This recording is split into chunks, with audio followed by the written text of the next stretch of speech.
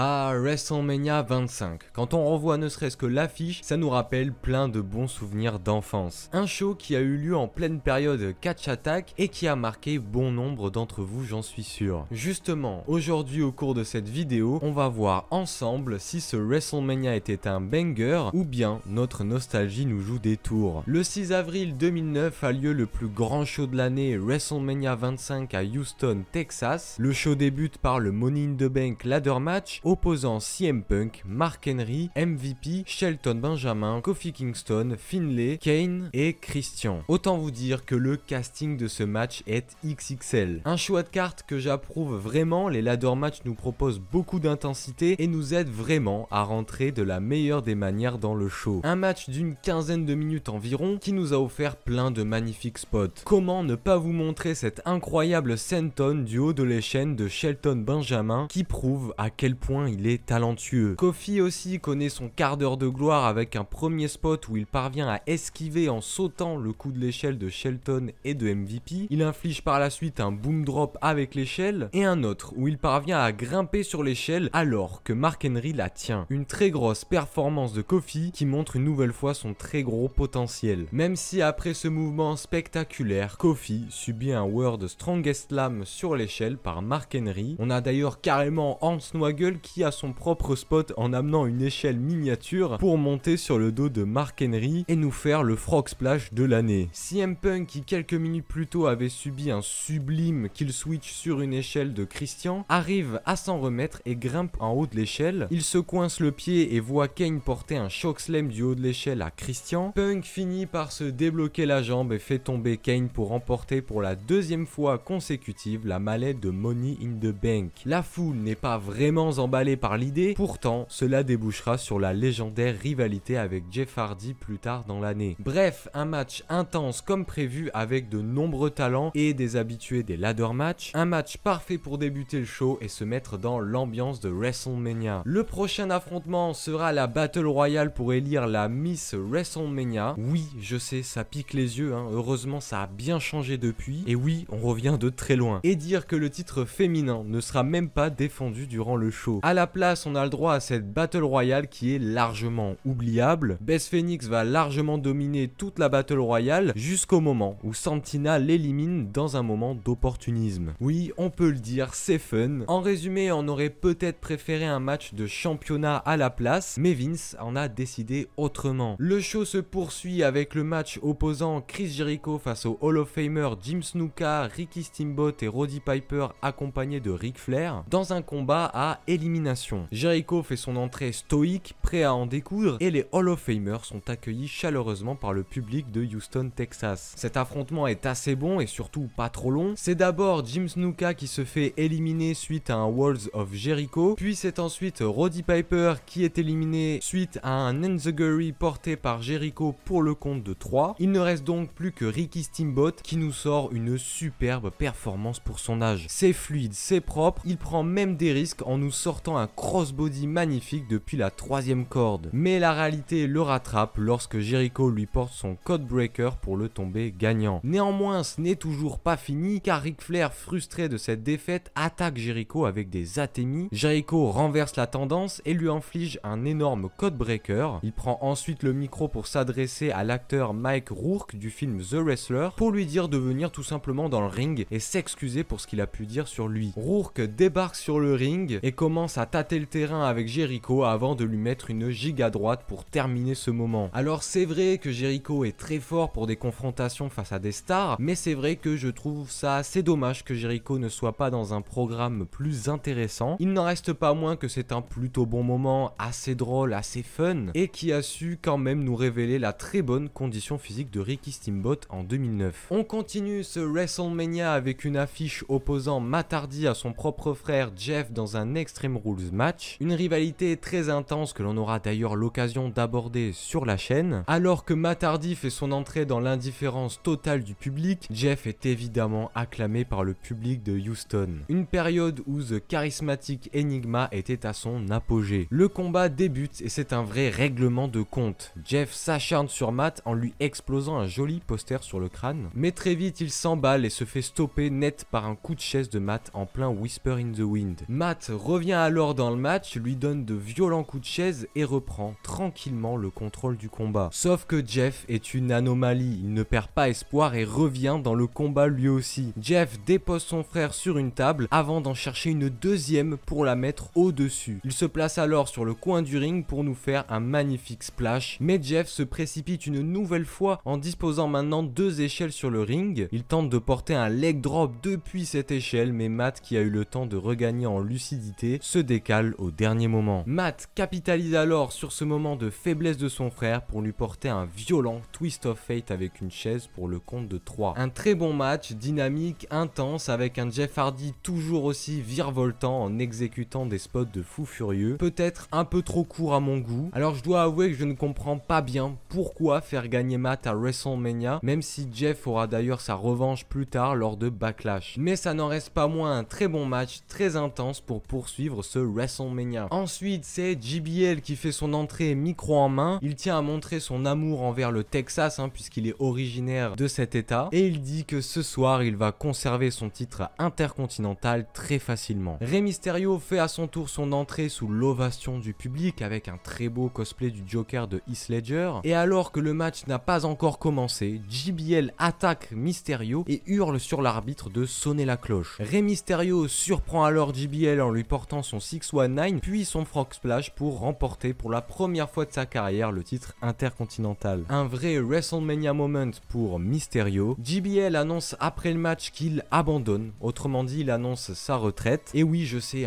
quel bel affrontement pour prendre sa retraite. Bref, un peu dommage que WWE n'ait pas tenté un match plus compétitif, surtout pour la fin de la carrière d'un des 2 lutteurs. Enfin, on arrive à un match légendaire qui est, je pense, resté dans la mémoire de nombreux fans, tant il est excellent d'intensité, d'exécution et de storytelling. Je parle évidemment du match opposant Shawn Michaels à l'Undertaker. L'enjeu est énorme puisque l'Undertaker défend sa gigantesque streak à WrestleMania qui est de 16 victoires à ce moment-là. Déjà, rien qu'aux entrées, on sent que l'on va assister à quelque chose de grand. Michaels fait une entrée magnifique, vêtue de blanc, faisant face à celle de l'Undertaker qui arrive dans les ténèbres. Le public de Houston est partagé entre les 2 hommes, mais ce qui est sûr, c'est que l'on ne va pas être déçu par ces 2 hommes. Dès le départ, Shawn reste loin du Taker et s'attaque à la jambe tout le long de la première partie du match. Les 2 hommes possèdent une alchimie hors norme puisque l'Undertaker tente un chokeslam, évité par Michaels qui tente un switch in music, à nouveau esquivé pour terminer sur un Hell's Gate sur Michaels. Shawn se réfugie alors dans les cordes et l'Undertaker décide de poursuivre le match à l'extérieur du ring. Shawn tente le tout pour le tout après avoir esquivé une leg drop sur l'arête du ring et tente un moonsault vers l'extérieur depuis la 3e corde qui n'atteindra pas sa cible. À ce moment-là, l'Undertaker part pour un énorme dive à l'extérieur du ring, mais Michaels, encore lucide, place le caméraman à sa place. Une chute démentielle du Taker qui se réceptionne très mal sur la nuque, mais heureusement rien de grave. À partir de ce moment-là, s'enchaînent successivement les finishers des 2 lutteurs, mais aucun d'eux n'abandonne le match. Michaels lui porte son switch in music, mais sans succès. Et l'Undertaker, lui, porte son last ride sans succès aussi. Les compteurs sont alors à 0, on ne sait plus qui peut remporter ce match. Ils sont à bout, mais l'Undertaker parvient à lui infliger son tombstone pile driver alors que tout le public pensait que c'était fini. Le showstopper en décide autrement et se dégage. Michaels revient dans le match, porte sa descente du coude suivie de son switch in music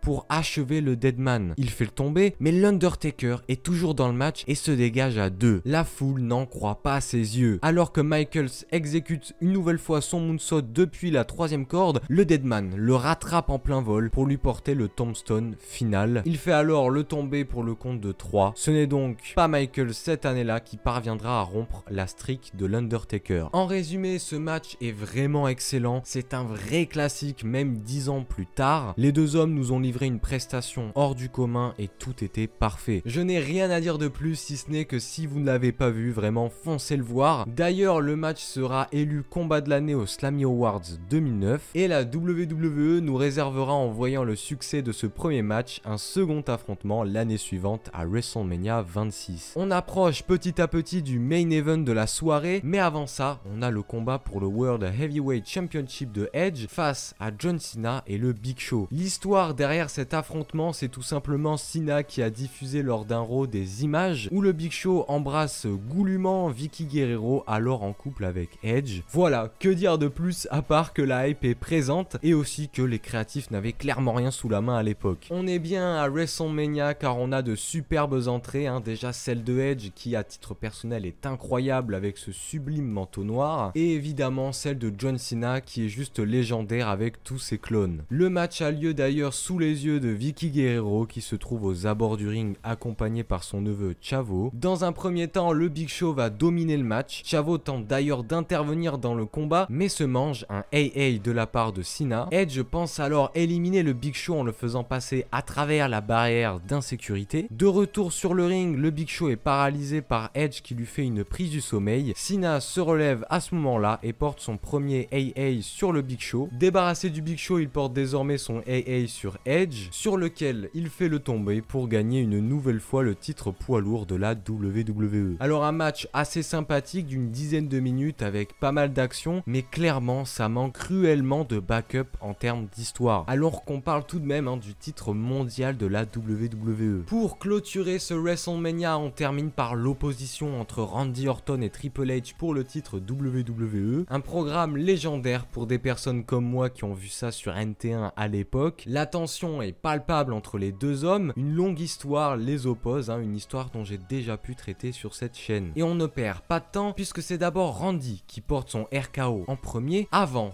de subir un pedigree de Triple H. Leur affrontement est assez particulier car une clause fait que si Triple H est disqualifié par décompte à l'extérieur, il perdra son titre. C'est pourquoi Orton, après avoir contré un pedigree sur la table des commentateurs, prie sur le ring pour que Triple H ne se relève pas. Or, The Game n'abandonne pas. Randy, on ne sait pas trop pourquoi, va projeter Triple H sur l'arbitre et lui infliger un RKO. Il en profite pour aller chercher l'objet mythique de Triple H, le Sledgehammer, mais il ne va pas avoir le temps de l'utiliser car Triple H débarque et le heurte avec un pun kick. Orton, complètement KO, ne répond plus de rien et subit un second pedigree qui lui est fatal. Alors ce match m'a personnellement un peu déçu compte tenu de l'énorme rivalité qu'il y avait derrière ça. J'ai trouvé le rythme assez lent, peut-être que le combat manquait d'une stipulation particulière en plus, et je n'ai d'ailleurs pas bien compris l'intérêt de faire gagner Triple H alors qu'il n'en avait clairement pas besoin selon moi à l'époque. Ainsi ce WrestleMania est plutôt bon, mais c'est vrai que la nostalgie de cette époque nous joue des tours. Pour moi le Michael Taker vole la vedette au show entier, et c'est vrai que niveau storyline il n'y avait pas grand chose à se mettre sous la dent. Un show qui monte en puissance mais qui manquait peut-être aussi d'affiches autour des titres intermédiaires. On a seulement eu le droit au titre intercontinental et encore. Bref, en tout cas ce show reste à voir, rien que pour le Michaels contre Taker. J'ai passé un très bon moment devant et ça m'a rappelé pas mal de souvenirs, et j'espère qu'à travers cette vidéo j'ai réussi à vous plonger une nouvelle fois dans vos souvenirs d'enfance. Voilà, c'est la fin de cette vidéo, j'espère qu'elle vous aura plu. Si c'est le cas, n'hésitez surtout pas à me le dire en commentaire. Merci pour tout le soutien que vous m'apportez depuis quelques semaines. D'ailleurs, c'est la première fois que je fais ce style de vidéo, donc n'hésitez vraiment pas à me dire si ça vous a plu. N'hésitez surtout pas à faire les fondamentaux qui sont de me laisser un petit pouce bleu pour le référencement, à vous abonner à ma chaîne YouTube, à mettre la cloche des notifications pour être au courant de chaque nouvelle vidéo. N'hésitez surtout pas à me suivre sur Twitch où je live au moins une fois par semaine. Et si vous voulez être au courant de toute l'actualité de la chaîne, tous mes réseaux sociaux sont disponibles dans la description. Et moi, il ne me reste plus qu'à vous dire, allez ciao, bonsoir.